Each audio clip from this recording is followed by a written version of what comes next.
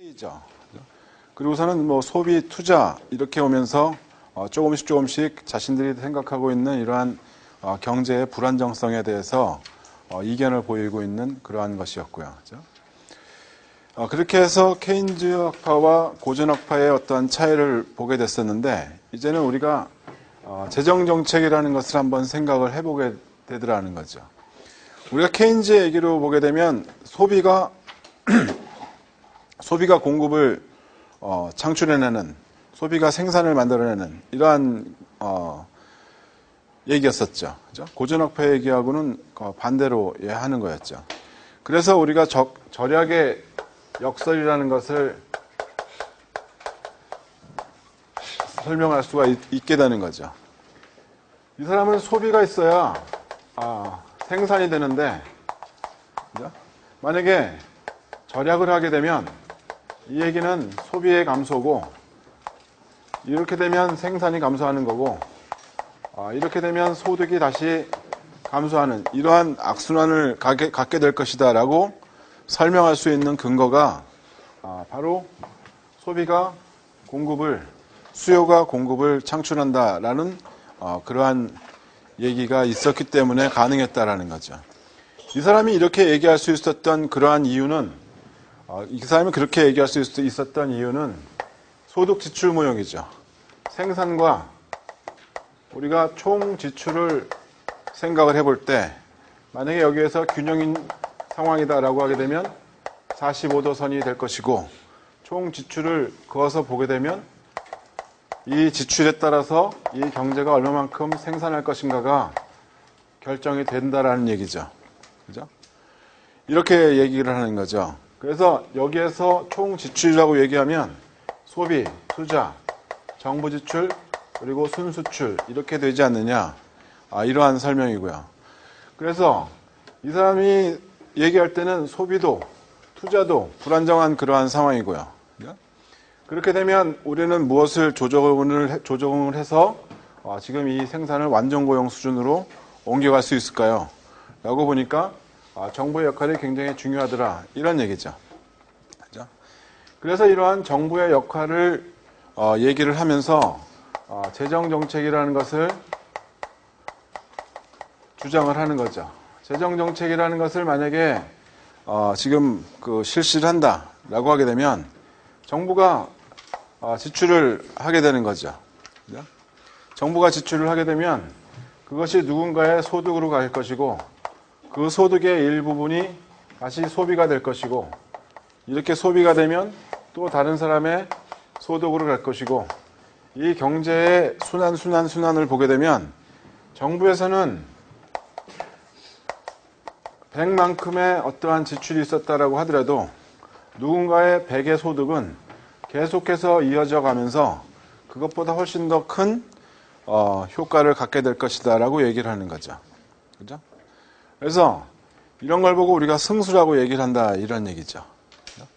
정부는 100만 투입을 했는데 결국에 시장에 지금 생산의 증가로 나타나는 것은 100 이상이죠. 과연 그것을 만들어내는 가장 중요한 변수는 과연 무엇일까요? 가장 그것을 크게 만들 건지 작게 만들 건지, 얼마나만큼 크게 더 만들 것인지를 결정하는 요인은 과연 어떤 것이 될 것이냐. 소득 증가에 따른 소비의 증가는 과연 사람들은 얼마일까? 이런 얘기죠. 소득이 증가돼서 다른 사람의 소비가 증가되는 거고, 이 사람이 소비가 증가되게 되면 또 다른 사람의 소득의 증가로 이어질 것이고, 이 사람이 소득이 증가되게 되면 또 다른 소비가 다른 사람의 소득으로 이어지는 그러한 과정이 반복될 거다라는 거죠. 계속해서. 자, 이렇게 반복되는데 가장 중요한 요인은 사람들은 얼마만큼의 소득이 증가했을 때 얼마만큼의 소비를 할 것인가, 이런 얘기죠. 소득 증가분에 대한 소비의 증가, marginal propensity to consume, 이렇게 얘기를 하는 한계 소비 성향이 되는 거죠. 한계 소비 성향은 얼마만큼이냐, 이것에 따라서 지금 이 경제의 지금 재정 정책의 효과가, 그 크기가 다르게 나타날 것이다 라고 얘기를 하는 거죠. 그래서 우리가 한계 소비 성향이라는 것이 소비에 대해서 우리가 공부를 할 때 소비의 개념, 공부할 때 한계 소비 성향이라는 것이 경제에 미치는 효과를 결정하는 그러한 큰 역할을 하게 될 것이다 라고 얘기를 했었죠. 바로 이러한 얘기를 하는 거죠. 이것 때문에 그렇다 이런 얘기죠. 그렇기 때문에 이 사람은 여기에서 지금 총 지출을 만약에 정부의 지출을 100만큼 증가를 시켰을 때 지금 여기에서 늘어나는 GDP 생산의 양은 델타 G보다는 훨씬 더 큰 그러한 상태가 될 것이다 라고 얘기를 하는 거죠. 그죠? 여기의 크기가 이 증가의 크기보다 훨씬 더 크게 나타날 거다라고 얘기를 한다는 거죠. 그죠? 그렇기 때문에 이 사람의 얘기로만 만약에 총 공급을 그린다고 하면 이 사람의 얘기로만 총 공급 곡선을 그린다고 하면 우리는 이렇게 그릴 수가 있게 된다는 거예요. 완전 고용 수준에 이르기 전까지는 수평으로 설명을 하는 것과 똑같은 거죠. 여기에서 이 사람 얘기대로 총 수요가 증가할 때 늘어나는 생산의 증가가 물가의 상승을 고려하지 않은 상태에서 지금 얘기를 하고 있는 거죠. 왜? 이 사람은 그렇게 얘기를 하고 있느냐? 완전 고용 이하에서 지금 생산이 증가가 되고 있는 상황이기 때문에 그렇다라고 설명을 하겠죠. 그렇죠? 그렇기 때문에 이 사람이 설명하는 이러한 그 생산의 증가는 총 공급이 우상향하는 그러한 경우보다 훨씬 더 큰 생산의 증가 효과를 얘기를 하고 있는 거다 이런 얘기죠. 그러니까 이렇게 해서 이 사람이 얘기하는 대로만 생산이 증가한다라고 한다면 여기에서 수평의 것을 우리가 생각을 할 수가 있는데 실제로 우리가 세상을 보게 되면 꼭 그렇게 나타나는 경우는 아니더라. 오늘은 이제 그런 것에 대해서 공부를 해보자 이런 얘기죠. 재밌죠? 연결이 좀 되죠? 시장의 자동 조정 역할부터 사실은 이렇게 연결이 돼서 재정 정책의 효과를 보는 거죠. 여러분들 요즘에 거울 보면서 자기 최면을 조금씩 하고 있나요? 안 하세요? 경제학은 재밌다. 경제학은 재밌다. 그러면 재밌어져요, 진짜. 자, 그래서 우리가 이 정부 지출을 초과하는 국민소득의 증가가 나타나는 이러한 상황. 이것을 우리가 승수효과라고 얘기를 한다 이거죠. 멀티플라이어 이펙트 이렇게 얘기를 하죠. 자, 여기에서 재정정책의 승수의 크기는 얼마일까요? 이렇게 해서 보니까 1-b분의 1이더라 이렇게 얘기를 하고 있죠. 뒤에서 우리 다시 한번 얘기할 거니까 일단은 수식으로만 한번 생각을 해보죠. 지난번에 우리가 그 균형 GDP를 찾는 그러한 방법 소득 지출 모형에서 균형 GDP를 찾는 것 해본 적 있죠? 그죠? 있었어요. 그죠? 어떤 거였냐면 총 지출이라는 것이 C 플러스 I 플러스 G 플러스 NX인데 여기에서 C라는 것이 A 플러스 B의 Y 마이너스 T 이렇게 되는 거였죠. 이게 가처분 소득이죠. 세금 제외한 소득. 이것을 여기에다가 대입을 하고 난 다음에 이것이 지금 생산과 일치가 되는 그러한 Y를 정리를 하게 된 거죠. 그렇게 해서 정리를 해보니까 이렇게 되더라는 거죠.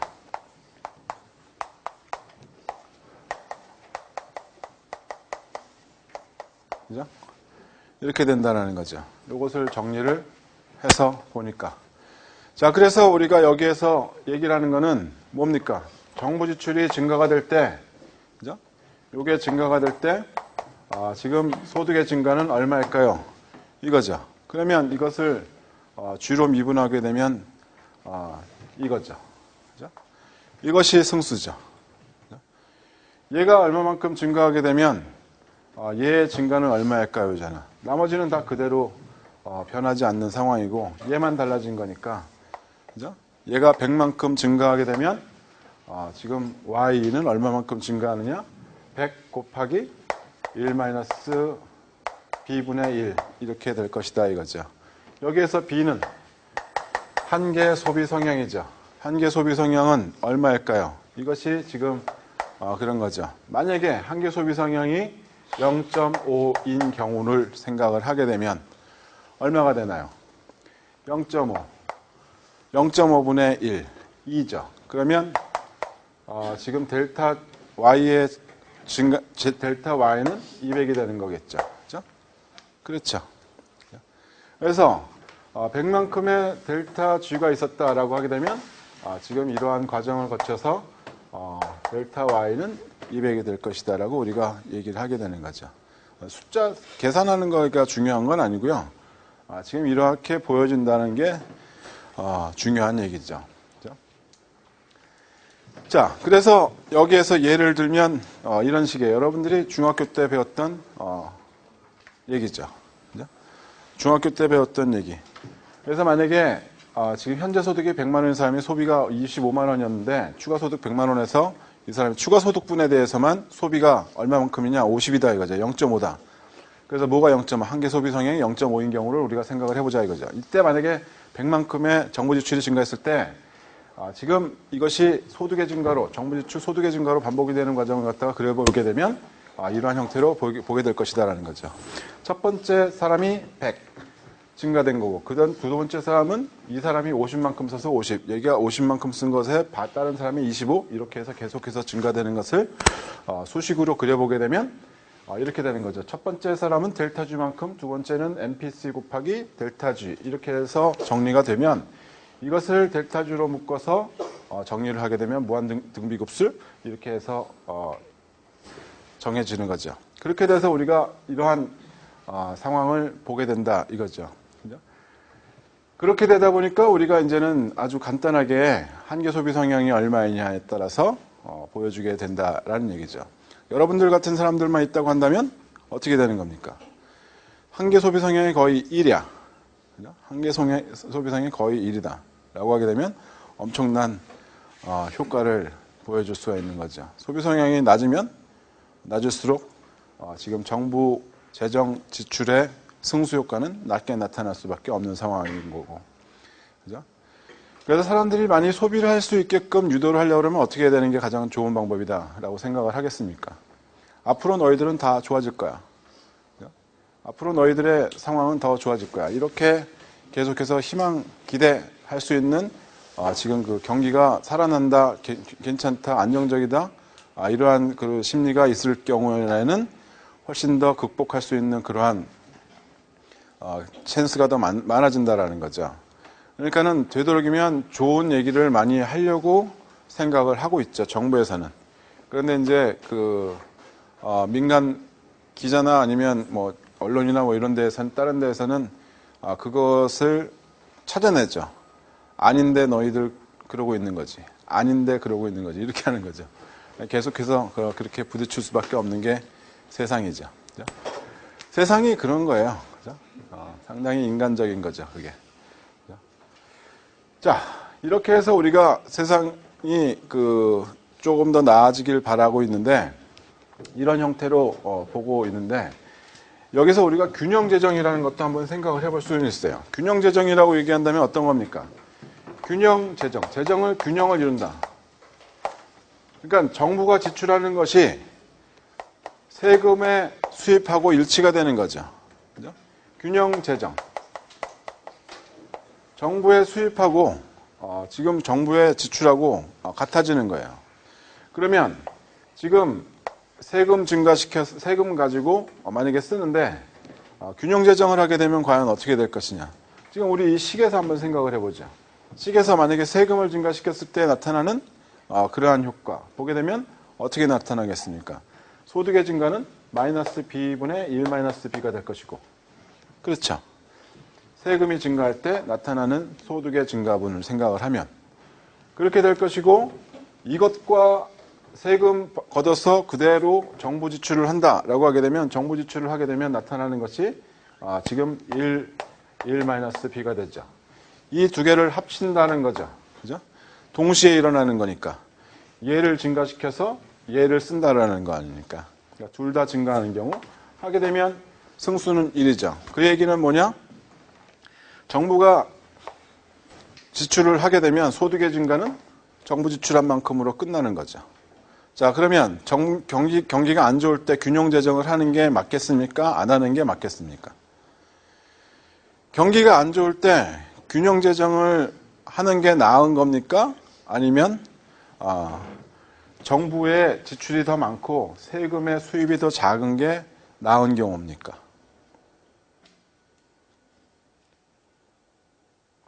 세금은 조금 걷고 정부 지출을 더 많이 하게 되면 그러면 승수가 더 높아지는 거죠. 그죠? 세금을 아예 안 걷고 정부 지출을 다 하게 되면 제일 높은 거고요. 그죠? 정부는 공공기관은 운영이 돼야 되니까 세금을 전혀 안 걷을 수는 없는 상황이겠지만 우리가 정부 지출을 늘리는 양을 만약에 세금 증가로 통해서 갖다 놓는다라고 하게 되면 아무런 효과가 없다? 이렇게 얘기해도 되나요? 효과가 굉장히 낮다. 이렇게 하기에는 낫나요? 정부 지출하는 것만큼만 소득의 증가로 이전이 되는 거죠. 그렇죠. 그러니까는 우리가 이 균형 재정이라는 것을 생각을 해보게 되면 굳이 지켜야 할 이유가 있을까? 이런 얘기를 자연스럽게 할 수가 있게 되는 거죠. 우리가 재정이라는 것은 어떻게 되는 겁니까? 세금 걷어들어서 지금 쓰는 거죠. 근데 우리가 장기적인 추세선을 보게 되면 경제는 시간이 지남에 따라서 이러한 파동을 겪는다고 얘기를 했었죠. 이러한 GDP의 파동이 있다고 하게 되면 경기가 상당히 좋을 때는 어떤 일이 있겠습니까? 세금 수입이 늘어나죠. 여기에서는 흑자야. 여기에서는 적자야. 재정의 적자. 장기적으로 보게 되면 균형이 되지 않겠냐 이런 얘기는 할 수가 있는 거죠. 그죠? 지금 당장 적자가 걱정이 돼서 정부가 지출을 줄인다? 이런 바보 같은 일을 누가 하겠냐는 거죠. 안 하죠. 그죠? 그러한 얘기죠. 그죠? 흑자인 경우에는 정부가 지출을 늘리겠습니까? 오히려 줄이죠. 과열될까봐. 과열되면 인플레이션 발생되는 거고, 인플레이션이 발생되게 되면 자산의 어떠한 재분배가 이루어지게 되는 거고, 사회적인 혼란도 우리가 생각할 수가 있게 되는 거고, 예측하기가 어려워지는 그러한 세상을 겪게 되는 것이기 때문에 그렇다 이거죠. 그래서 이러한 그 균형 재정에 대해서 지금 장기적으로 보게 되면 균형을 이루게 될 것이기 때문에 장기적으로는 균형에 이루게 될 것이기 때문에 지금 당장의 적자를 너무 걱정할 필요는 없다. 이렇게 주장을 하는 사람이 있죠. 그런데 이 재정이라는 것이 말이죠. 정부의 재정이 악화가 된다. 이것이 굉장히 심각해지는 상황이 된다라고 하게 되면 그때는 정말 우리가 조심을 해야 되는 그러한 상황은 있는 거죠. 어떤 상황이 제일 위험한 상황이다라고 얘기를 할 수가 있느냐. 과연 어느 수준까지가 재정의 악화를 봐도 괜찮다라고 얘기할 수가 있느냐. 그 수준은 무엇이냐면 말이죠. 정부의 부채죠. 정부의 부채가 있는데 이 부채로부터 발생되는 이자 지급이 있죠. 정부가 부채를 갖고 있는 거 아닙니까? 정부가 적자를 갖는다는 얘기는 정부가 세금 수입은 없는데 돈을 더 많이 쓰는 거예요. 수입이 없는데 돈을 쓰려면 돈을 빌려와야 되는 거죠. 채권을 발행을 하건 아니면 다른 나라에다가 채권을 발행을 하건 빌려오건 정부가 갖는 그러한 부채가 있는 거죠. 이 부채가 있는데 이 부채에 대해서 이자를 지급을 해요. 지금 당장 다 갚는 게 아니라 몇 년에 걸쳐서 갚게 되는 거니까. 그래서 이자 지급을 하는데 이 이자 지급보다도 지금 세금 수입이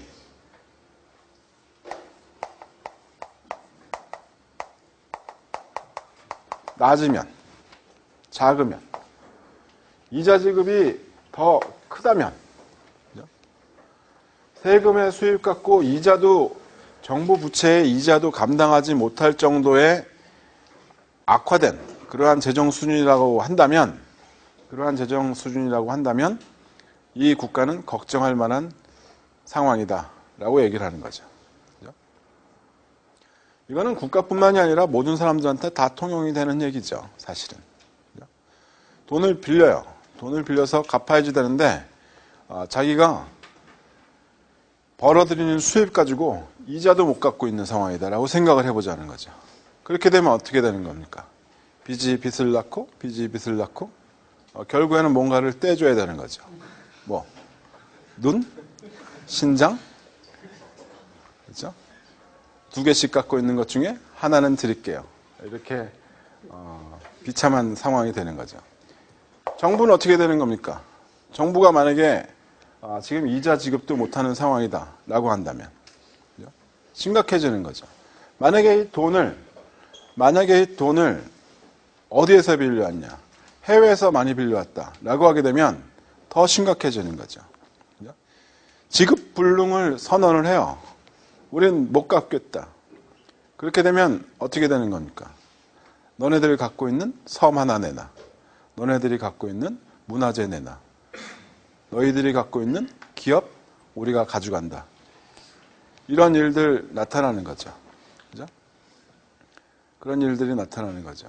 어떻게 보면 갖고 있는 거 주는 거는 똑같죠. 그죠? 상당히 지금 그 비참한 결과를 맞게 되는 거죠. 그죠? 그래서 그 전에 유럽에서 문제가 생겼을 때 어떠한 얘기들을 많이 했었습니까? 그리스의 지금 이 부채 문제, 지금 있었을 때 정부의 부채가 너무나 많다. 그래서 이쪽에 있는 국가들이 독일한테 많은 도움을 요청을 했었죠. 너네들이 여태까지 제조업으로 유럽에서 벌었던 것만큼 우리들한테 좀 베풀어라. 그 당시에 그렇게 주장을 많이 했었죠. 그랬더니 독일에서는 그러면 너네들이 갖고 있는 섬 몇 개 넘길래?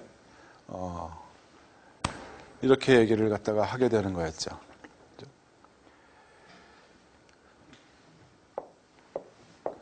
보게 되면 미국 같은 경우는 별로 걱정을 안 하죠. 미국 같은 경우는 별로 걱정 안 해요. 장기적으로 보게 되면 균형에 갈 것이라고 생각하느냐? 그것뿐만 아니라 다른 이유에서도 걱정을 안 하죠. 한동안 미국에 이러한 그 재정이 악화가 돼서 문제가 됐던 상태가 있었었죠. 이제 그러한 문제가 다 해결이 되고 그렇죠. 그죠? 자, 그렇다 이거죠.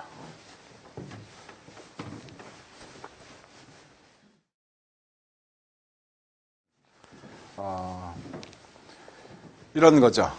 우리에게는 어떠한 그 제도가 있느냐? 사회보장제도가 있다. 사회보장제도 중에서는 지금 방금 얘기한 실업수당이라든가 기타 기초생활보장금이라든가 이러한 것이 있다라는 거죠. 자, 이것을 가만 보게 되면 어떠한 그 움직임을 보이느냐면 경기가 굉장히 침체되어져 있는 상황에서는 이것이 자동적으로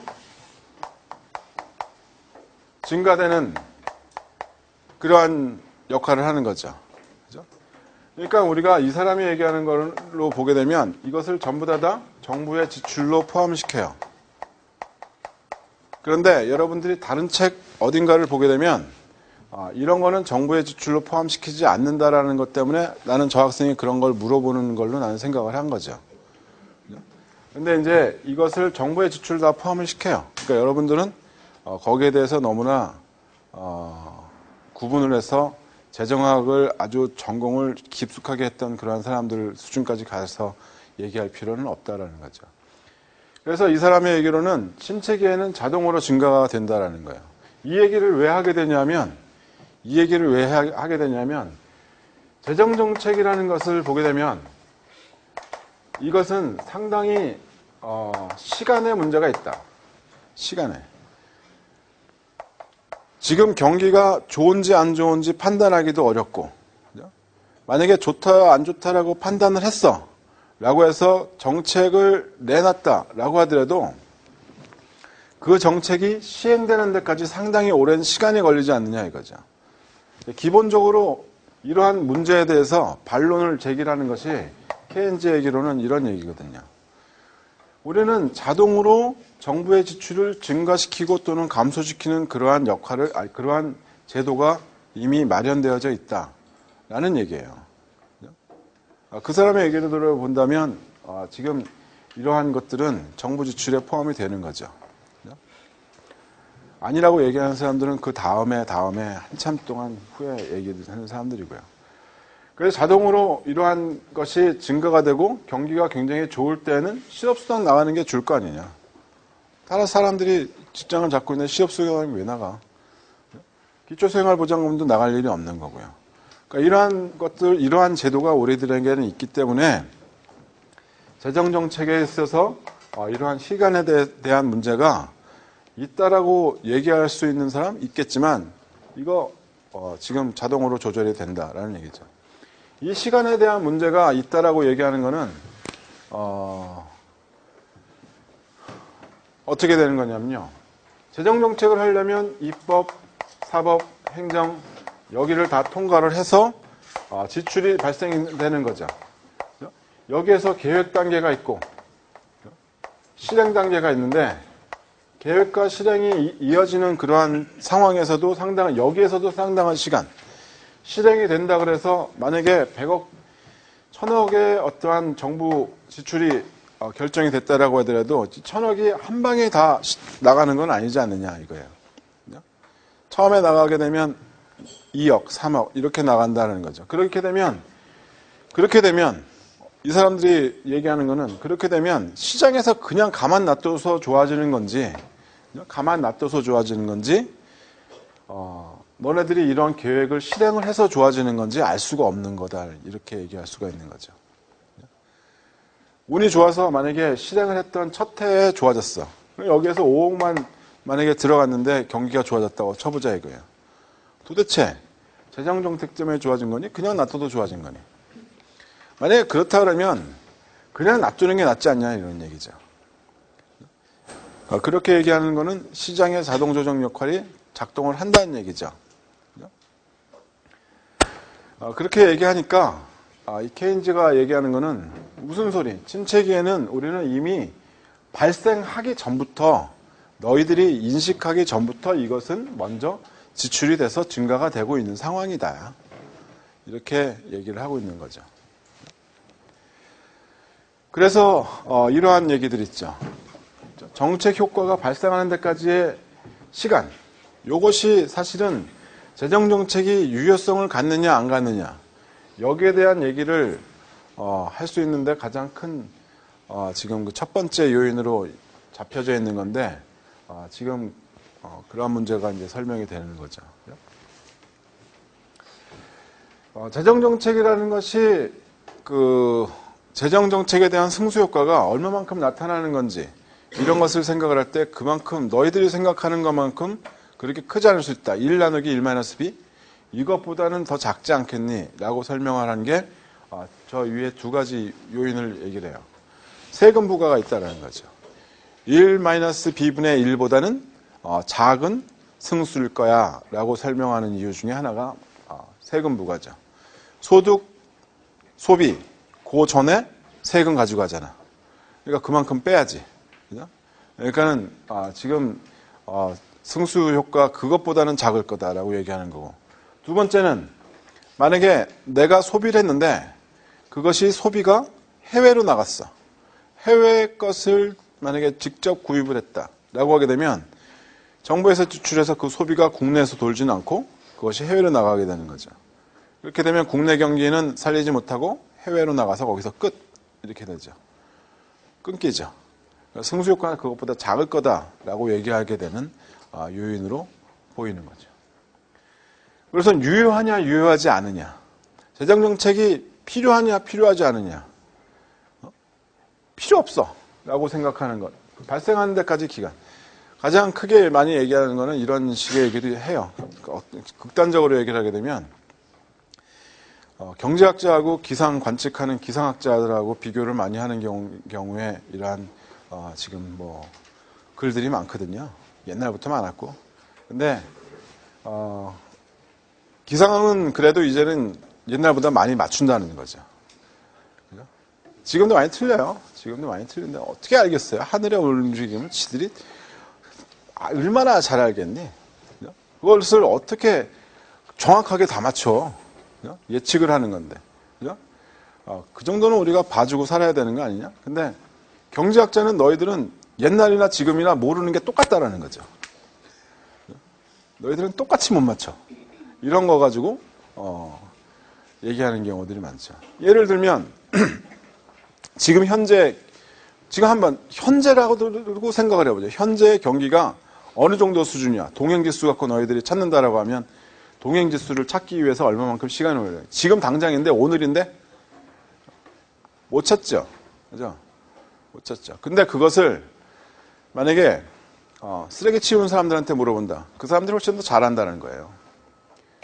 쓰레기 치우는 사람들은 얼마만큼 사람들이 많이 썼는지를 금방 알게 된다는 거죠. 그죠?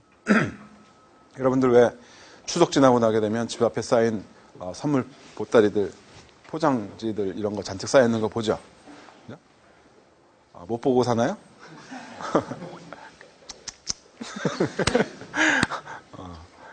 많이 보거든요. 그 사람들은 직접적으로 느껴요. 그렇기 때문에 지금 이 사람들이 공부를 했어? 무슨 뭐 이것을 알아? 총 지출 뭐 이런 거 생각해요? 아니거든. 그 사람들 맞죠. 근데 우리는 모른다는 게 정책하는 담당하는 사람들은 그걸 알 수가 있냐? 모른다는 거죠. 그리고선 거기에 대해서 분석을 하고 이미 상황 끝난 상황에서 분석을 하고 거기에서 이제 뭘 만들어. 시간은 다 가고 있는 거죠. 그래서 만들어가지고선 해자를 하면 반대하고 뭐 어쩌다라고 많이 틀린 애 갖고 싸워. 시간 계속 더 가는 거죠. 사람들은 힘들어 죽겠는데 지들끼리 그러고 앉아있으면 보는 사람은 갑갑한 거죠.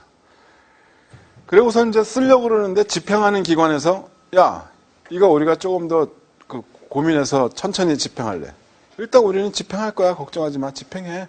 그런데 너희들이 제대로 된 데인지 아닌지 우리가 확실하게 알고 갈 거야. 그래서 천천히 집행하고 좀 하다가 끊고 좀 지났다가 다른 데 찾아서 다른 데다 주겠다고 하고 이런 식으로 하게 되면 정책 효과가 발생하는 그러한 시간을 우리가 생각을 해보자는 거죠. 얼마나 오래 걸리겠냐는 거야. 얼마나 오래 걸리겠니? 그러면 우리가 정말로 경기가 침체되었을 때 살릴 수 있는 그러한 정책으로 재정정책이라는 것을 생각할 필요가 있느냐? 이러한 회의가 드는 거죠. 그래서 문제다는 거죠. 두 번째는 유유자원의 유무. 그러니까 우리가 지금 정부가 지출을 만약에 하려고 하는데 너네들 지금 놀고 있는 자원들이 있어? 만약에 없으면 거기에 대한 비용들은 어떻게 처분할 거야? 없는데 어떻게 써? 없는데. 세 번째가 우리가 제일 얘기를 많이 하는 거죠. 구축 효과. 크라우딩 아웃이라고 그러죠. 밀어내기 효과. 그래서 용어를 상당히 여기저기서 많이 다르게 써요.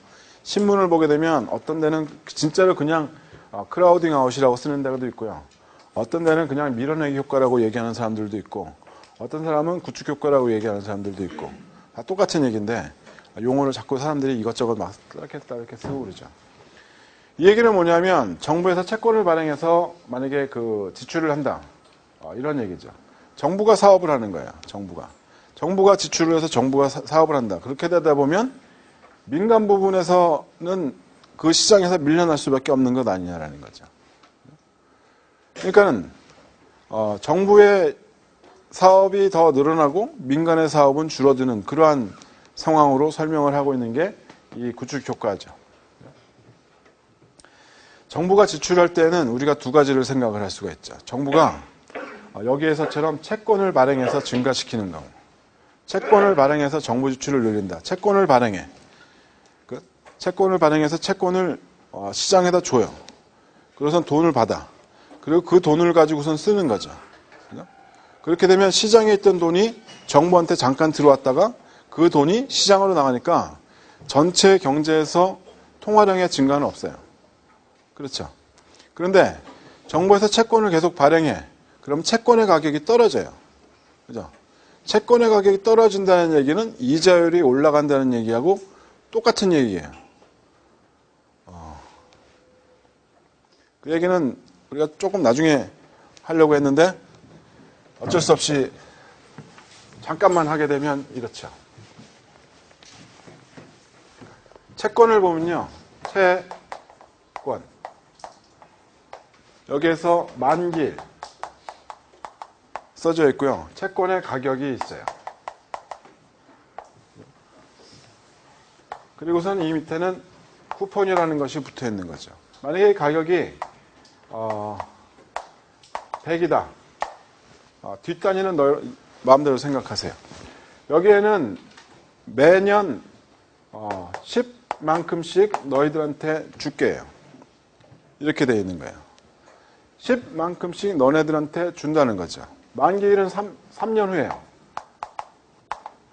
매년 너네들이 채권을 100에 사면 이 쪽지 갖고 오면 내가 너한테 10 주는 거야. 그러니까 나는 이 채권을 갖고 있으면 매년 10%씩 이자가 나오는 거죠. 그렇죠? 그러니까 채권을 사지. 그래서 마지막 연도에는 내가 갖다 주게 되면 내가 이 가격이랑 같이 받아가요. 채권이에요. 그러면 100을 투입을 해서 10%씩 매년 가져가고 지금 끝나는 거죠. 그런데 정부에서 이런 채권을 계속 발행을 하게 되면 채권에 대한 공급이 늘어나죠. 채권에 대한 공급이 늘어나게 되면 채권이 싸져요. 액면가는 100인데 이것이 거래가 되는 거는 이것보다 훨씬 더 싸게 팔린다는 거죠. 만약에 70에 팔렸다라고 생각을 해보자 이거예요. 이 사람은 70에 이걸 샀어요. 뭐라고 써있어? 채권 가격 100 써있고 10, 10, 10 이렇게 붙어있는 거죠. 이 사람은 얼마에서 70에 사서 10만큼씩 받아가는 거죠. 이 사람에게는 이자율이 훨씬 더 높죠. 10% 플러스 알파죠. 그죠? 그렇게 되니까 채권 가격이 떨어졌다라는 얘기는 이자율이 상승했다라는 얘기하고 똑같은 얘기다. 이런 얘기죠. 자, 그래서 이자율이 상승했다라고 하게 되면 이것에 따라서 나타나는 효과는 무엇입니까? 소비, 투자는 감소한다라는 얘기죠. 무엇 때문에 이자율이 상승했어요? 정부에서 채권을 발행하니까. 정부에서 채권을 발행해서 나타난 그러한 결과죠. 정부에서 왜 채권을 발행해서 정부 지출을 늘리려고. 정부의 지출은 증가했는데 소비 투자는 감소했어. 그렇게 되면 총 지출, 총 수요에서 얘는 감소하고 얘는 증가하는 거죠. 그러면 얘는 달라지지 않는다라는 얘기죠.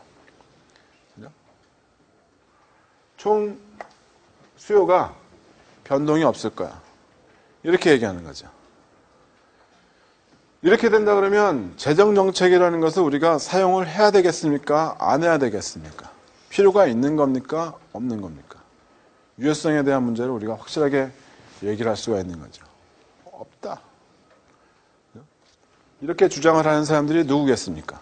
케인즈가 이렇게 얘기했겠습니까? 아니면 고전학파에 있는 사람들이 이렇게 얘기했겠습니까? 고전학파겠죠. 그래서 이러한 구축 효과 때문에 지금 재정정책은 유효성이 없다. 이렇게 설명을 하고 있는 거죠. 이 부분에 대해서는 여러분들이 아마 신문이나 여러 군데에서 많이 읽게 될 그러한 얘기들일 거다라는 거죠. 이것을 우리가 그림으로 그려서 보게 되면 이렇게 되는 거죠. 총 수요의 증가가 있어요. 그죠? 무엇 때문에? 정부 지출이 늘어나게 되면 재정정책의 효과로 승수효과까지 발생이 돼서 늘어나요. 그런데 구축효과 때문에 다시 제자리로 돌아오는 거죠. 그죠? 다시 제자리로 돌아온다 이거죠. 채권 발행, 채권 가격 하락되는 것은 이자율 상승이랑 동일한 얘기고 소비와 투자가 위축이 되기 때문에 다시 되돌아와서 지금 국민소득의 증가는 나타나지 않을 것이다. 이렇게 얘기를 하는 것이 구축효과죠. 이렇게 얘기하는 것이 구축효과예요.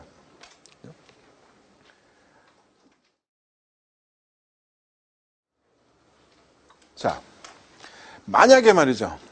만약에 여기에서는 지금 채권을 발행해서 지금 정부에서 지출하는 거죠.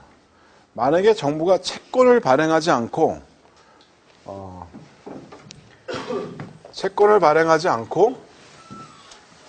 정부가 지출을 늘릴 수 있는 방법을 생각한다면 어떤 게 있을 수 있을까? 어떤 게 있을 수 있을까? 정부가 통화량을 증가시키는 거예요.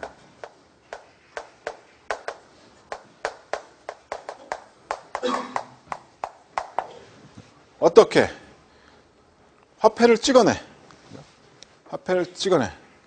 그래서 우리가 통화 증발이라고 얘기를 하죠.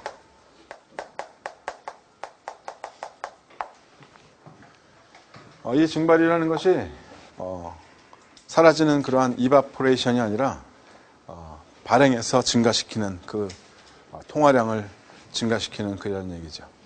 이렇게 되면 재정 지출을 늘릴 때 채권의 변화 없어요. 채권 가격의 변화 없어요. 그런데 뭐냐면 이거는 순수한 재정 정책은 아니다라는 거죠. 순수한 재정 정책이라고 얘기한다면 정부의 지출이 늘어나는 걸 재정 정책이라고 얘기하는 거지. 이거는 통화량 증가랑 재정 지출이랑 두 개가 합쳐진 그러한 형태예요. 통화정책과 재정정책이 동시에 되는 그러한 상황이죠. 동시에 시행이 되는 그러한 거죠. 이렇게 통화량이 증가가 되게 되면 나타날 수 있는 현상이 무엇이냐? 인플레이션 텍스라는 거죠.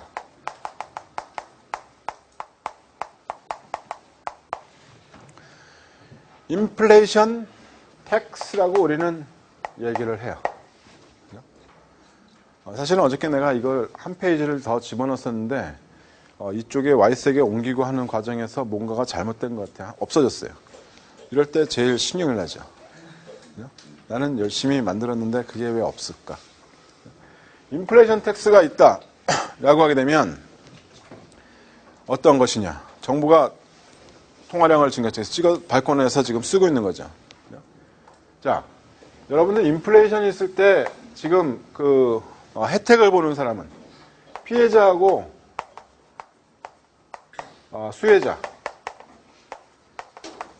우리가 둘로 나누면 누가 제일 피해를 많이 보는 사람들이니까? 봉급생활자. 이득을 보는 사람들은 자산 소유자. 실물자산. 여기는 현금자산. 현금자산 갖고 있는 사람들한테는 만약에 물가가 10% 올랐다 그러면 너네들한테 10%의 세금을 그대로 거둔 거나 마찬가지예요. 그거 가지고 정부가 만약에 쓰는다고 얘기한다면 그렇게 되는 거죠. 그렇죠? 자, 실물자산 소유하고 있는 사람들은 금덩어리, 집, 토지, 건물 이런 거 갖고 있는 사람들은 물가 올라가게 되면 같이 따라 올라가죠. 금, 기타 등등. 내가 제일 좋아하는 게 금이라서 금만 써요. 그죠? 그래서 이러한 시비가 엇갈리는 그러한 상황이 오는 거죠. 이것을 가지고 이러한 문제를 일으키는 상황에서 지금 정부에서 지출이 일어난다. 그것하고는 우리가 조금 저 얘기하고는 다르다라는 거죠. 이거는 뭐라고? 지금 재정정책하고 통화정책하고 금융통화정책하고의 합작품이다라는 얘기죠. 그죠? 그렇게 본다라는 거죠. 그래서 이러한 재정정책을 볼 때, 재정정책을 볼 때 과연 정부가 어떠한 형태로 지출하는 것이 제일 좋을까? 이러한 생각을 하게 될 수가 있고, 우리가 이 정부의 재정하고 연결이 돼서 재정과 연결이 돼서 지금 보여줄 수 있는 것, 지금 여기에서 조세의 변화 뭐 이런 것들이 있죠. 재정 적자, 재정 흑자 이렇게 얘기하고 있는 것들이 있죠. 지금 여기에서 보게 되면 래퍼라는 사람이 지금 커피 한 잔 마시다가 냅킨에다가 그림 그려서 만들었던 게 확 떠서 래퍼 곡선이라는 게 됐다고 그러죠. 여러분들도 그냥 커피 한 잔 마시다가 심심하면 냅킨에다가 뭐 하나 이렇게 잘 생각해서 쓰면 확 될 수도 있는 거죠. 조세 수입과 세율 간의 관계를 얘기를 하는 거죠. 세율이 0이다 라고 하게 되면 당연히 조세 수입은 없겠죠. 세율이 조금씩 높아지면서 조세 수입은 높아질 텐데, 세율이 너무 높으면 사람들이 오히려 일도 더 안 해. 더 줄어드는 그러한 상황들도 있을 수 있을 거라는 거죠. 자, 만약에 여기에서의 세율이다라고 하게 되면, 세율이 이렇게 높은 상황이다라고 하게 되면, 얘네들은 세율을 갖다 줄이면서 조세 수입을 더 높일 수 있는 그러한 여건에 있다라는 거죠.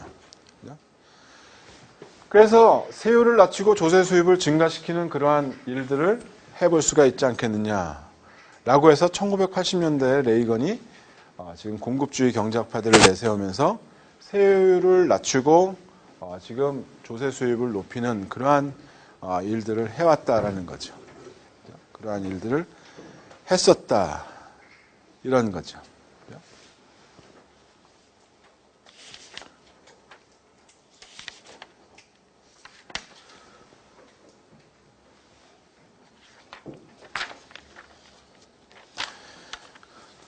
그래서 80년대에 불황을 극복을 할 수 있었던 요인으로 이 세율 인하를 꼽죠.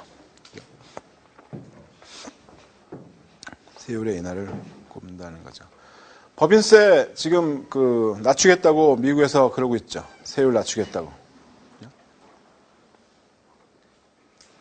여러분들은 신문을 늘 가까이 하고 있기 때문에 아마 잘 알고 있을 거다라고 나는 생각이 드는 거죠.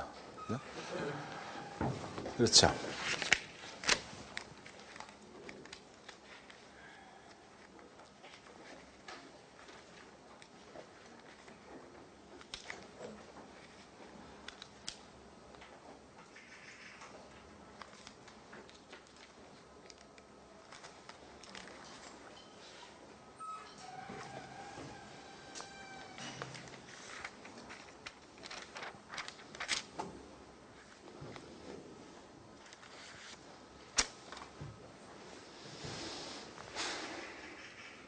질문이나 하고 싶은 얘기나 그런 거 있는 사람. 네. 최고의 조세 수입에서요. 네. 그때 세율이 사회가 발전할 때 가장 적절한 세율이 아닐 수도 있잖아요. 왜냐면 세율이 낮을수록 사람들이 더 기업을 하려고 노력을 할 거고, 그러면 새로운 가치를 많이 창출할 때잖아요. 그러면 그때 세율이 제일 적당하다고 할 수는 있는 거 아니에요? 조금 질문은, 그러면 그때 최고의 조세 수입 발생이라는 그런 가치가 있는 숫자인지. 질문이 이해가 잘 안 가요. 그러니까 세율이 어떠한 세율이 있는데 그 세율에서 조세 수입이 가장 높을 수 있는 그러한 세율을 우리가 찾을 수는 있을 거다라는 거죠. 그죠? 근데 이 세율이라는 것이 어떻게 찾아지느냐? 아니, 그게 합리적이냐 이거죠. 정부가 그때 만약에 그 세율을 알았을 때 그 세율에 맞춰서 그 국가 세율을 정해야 되는지, 아니면 그것보다 더 낮춰야 되는지. 이것보다 더 낮은 게 낫냐, 아니면 이것보다 더 낮은 게 나아요? 그래야지 사람들이 더 기업을 많이 하잖아요. 이 조세 수입을 발생시키는 거에 가장 큰 요인은 뭔가요? 사람들의 소득이죠. 소득이 있는 곳에는 세금이 있다. 그거죠. 만약에 이 세율에서 조세 수입이 이만큼 발생됐다라는 얘기는 여기에서보다는 사람들의 소득이 더 낮다라고 우리가 얘기하는 것과 동일한 얘기죠. 아니 세율이 2% 줄었을 때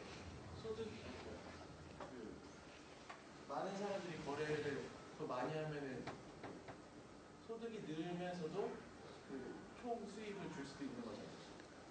이거는 정부에서 걷어들이는 수입이잖아요.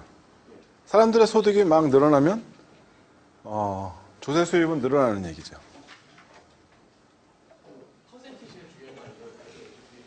총 소득 곱하기 그 단위 소득당 세율이 중요한 거니까 그 곱하기 총소득 네, 곱하기. 총 소득 곱하기 단위 소득당 세율. 그러면 세율이 줄었을 때 총 소득이 많이 올라가고 하면은 이게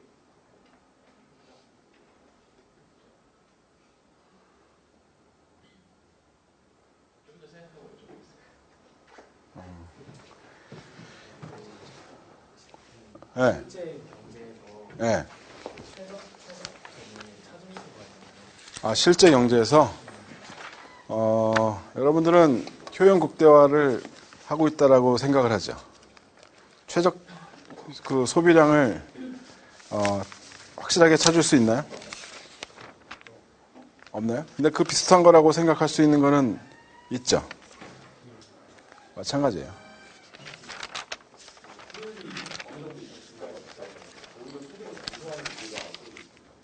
세율이 증가했을 때 세율이 증가한다는 얘기를 나 그래서 지금 정리해놨던 그것을 정리해놨던 것들이 상당히 많았었는데 기업의 입장에서 우리가 생각을 해보자는 거죠.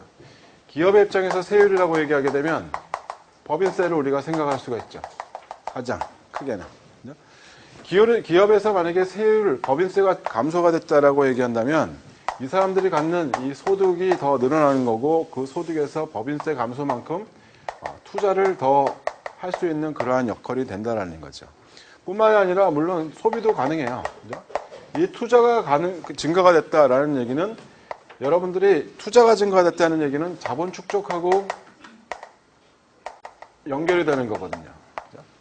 자, 두 번째는 개인들의 입장에서 한번 생각을 해보자 이거예요. 개인들의 입장에서 소득세가 근로소득세가 감소했다라는 얘기를 한번 해보자는 거죠. 근로소득세가 감소했다는 얘기는 개인들의 입장에서 소득이 더 늘어났을 것이고 소비도 증가하는 그러한 역할을 보이게 될 거다라는 거죠. 그죠? 자, 여기에서 투자, 소비 이런 것들 증가하는 것을 우리가 볼 수가 있죠. 자, 그렇게 되면 이것은 우리가 총 수요 지금 GDP의 증가 우리가 이렇게 얘기할 수 있는 거 아니냐는 거죠. 그렇게 되면 자본 축적의 효과와 맞물려서 같이 이 수요의 증가를 볼 수가 있다는 거죠. 우리가 자본 축적의 증가가 된다는 얘기는 앞으로의 생산 능력의 증가를 우리가 얘기하는 거죠. 자본량의 증가잖아요. 이것이 공급학파가 주장하고 있는 그러한 얘기예요. 공급학파의 경제학자들이 주장하는 바가 그런 얘기다. 그래서 1980년대에 레이건이 레이거노믹스 얘기하면서 세율을 갖다 낮추면서 경기를 더 살리겠다. 그렇게 하면서 공급주의의 얘기를 하는 게 그러한 뒷받침을 해줬던 것이 이거죠. 그죠? 근로소득세 말고 하나가 더 있거든요. 내가 근데 그게 지금 기억이 안 나요. 요거 말고 딱 하나가 더 있어요. 그래서 이 투자의 증가로 지금 보여줄 수 있는 부분이 훨씬 더 크게 나타나는 그러한 것이 있죠. 세율을 낮추게 되면 나타나는 그 영향이 자본 축적의 증가가 분명 있다라는 거죠. 자본량의 증가 때문에 우리가 볼 수 있는 것은 총 생산이 증가가 되는 이것이 누구의 입장에서 어떠한 측면에서 우리가 바라보고 정책을 피고 있는 거냐. 생산, 공급 측면에서의 어떠한 역할을 더 활성화시키기 위해서 하고 있는 그러한 얘기다라고 얘기하는 거죠. 그래서 80년대에 공급주의 경제학자들이 얘기하고 있는 그러한 얘기가 된다 이런 얘기죠. 그래서 성공했어요 그 당시에. 성공했죠.